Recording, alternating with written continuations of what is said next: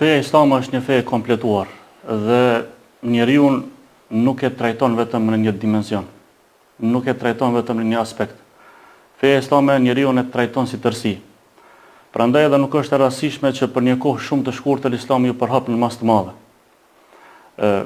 Si në të kaluarën, edhe sot ka plot sisteme dhe plot ideologji të cilët njeriu e trajtuan jashtëm vetëm në një dimension dhe vetëm në një aspektin e jashtëm. Prandaj edhe pse në pamje të jashtme mund duket se është i lumtur, mund duket se është i kënaqur, mirë por realisht ky sistem dhe kjo ideologji e re po ja gryen shpirtin e njeriu.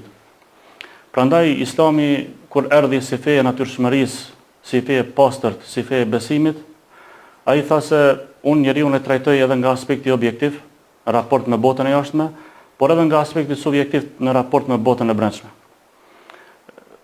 Dhe jo rastisht, njeriu i parë i cili dërgua Ademi a.s. ishte edhe pejgamberi i parë i cili urdhëroi për të mirë dhe ndaloi nga e keqja. Nuk kaluan shumë vite, apo shumë shekuj më mirë themi, pas t'i erdhi edhe Nuhu a.s.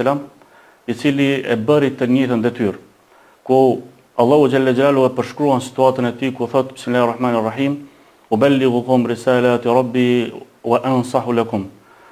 Po u kumtoj shpallin e Zotit tim dhe po këshilloj juve, i thot popullit tij.